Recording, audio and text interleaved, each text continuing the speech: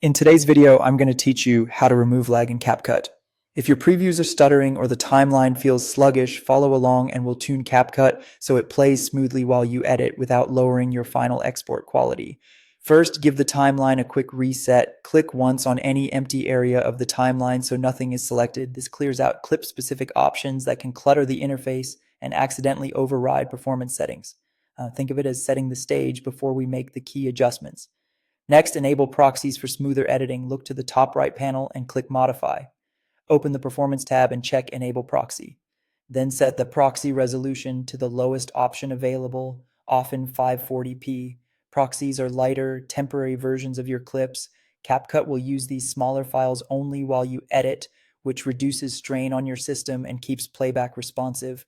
Don't worry, your exported video will still use the original full quality media. Now, lower the playback quality for the preview. Above the preview window, open the quality dropdown. It's usually set to best quality. Change that to best performance or low quality. This reduces how much CapCut has to render in real time, which is a big help when you're scrubbing or stacking effects. Again, this only affects what you see during editing. Exports remain at full quality. Let's clear out temporary files that might be piling up. Open CapCut settings and find Clear Cache. Click Clear Cache and wait for it to finish. This removes leftover files that can slow things down. When it's done, restart CapCut so everything refreshes properly. Finally, adjust hardware acceleration.